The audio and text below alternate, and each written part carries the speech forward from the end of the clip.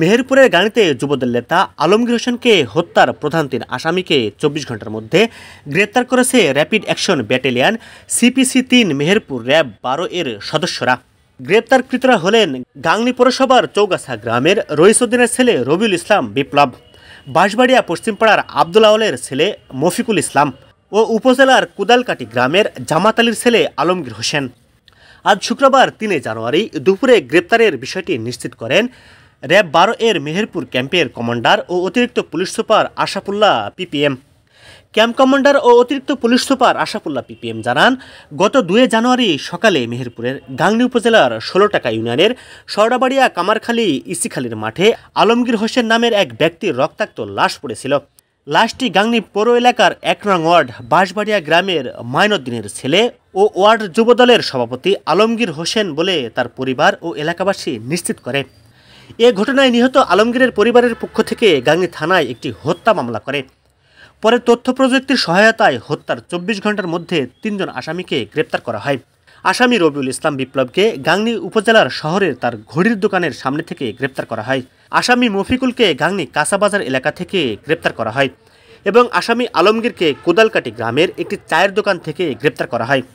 আসামিদের প্রাথমিক জিজ্ঞাসাবাদে তারা জানায়, নিহত আলমগীরের সাথে বাঁশবাড়িয়া গ্রামের মফিকুলের ২ লক্ষ টাকা পাওনা ছিল। প্রায় ৪ বছর আগে আলমগীর মফিকুলের নিকট হতে টাকা ধার নিলেও তা সে পরিশোধ না করে প্রায় ১.৫ বছর আগে সৌদি আরবে চলে যায়।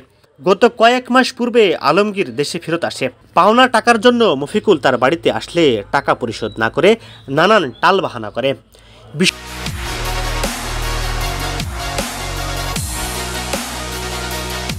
সেটি শুরু থেকেই আসামি মফিকুল তার বন্ধু আসামি বিপ্লবকে জানায়। আসামি বিপ্লব এবং আসামি আলমগীর একাধিকবার ভিকটিমের নিকট হতে আসামি মফিকুলের টাকা উদ্ধারের চেষ্টা করেও ব্যর্থ হয়। গত ৩ দিন আগে আসামি মফিকুলের সাথে ভিকটিমের টাকা দেওয়া নিয়ে কথা কাটাকাটি হয়। তখন থেকেই আসামিরা ভিকটিমকে মারার পরিকল্পনা করে। পরিকল্পনা অনুযায়ী ঘটনার ২ দিন আগে ঘটনাকে অন্যদিকে পরকীয়া রূপ দেওয়ার জন্য আসামি বিপ্লবকে গাংনী বাজারে থানা রোডে অবস্থিত তার দোকানে বসে নিজ হাতে একটি চিরকুট লেখে, যা ভিকটিমকে হত্যার পর লাশের নিকট রাখার জন্য। গত বুধবার বিকেলে আসামি বিপ্লবের ঘড়ির দোকানে ভিকটিম আলমগীর যায় এবং তার সাথে আড্ডা দেয়। পূর্বে ভিকটিম তার বন্ধু আসামি বিপ্লবের নিকট টাকা ধার চেয়েছিল।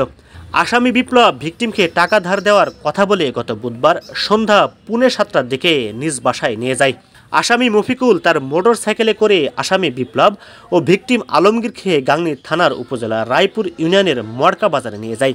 মড়কা বাজারে পূর্বে থেকে অবস্থানরত আসামি আলমগীর ও তার একজন সঙ্গীকে আলাদা একটি মোটরসাইকেলে করে ভিকটিম সহ মোট ৫ জন সরডাবাড়িয়া মাঠের রাস্তায় যায়। সেখানে আসামিরা মফিকুলের নিকট হতে ধার নেওয়া টাকা কেন ফেরত দিচ্ছে না এ বিষয়ে জিজ্ঞাসা করে। তখন তাদের মধ্যে কথা কাটাকাটির এক পর্যায়ে আসামি আলমগীর তার শার্টের নিচে লুকিয়ে রাখা রামদা দিয়ে ভিকটিমের মাথায় আঘাত করে এবং সবাই মিলে ভিকটিমের মুখ ও হাত পা বাঁধে।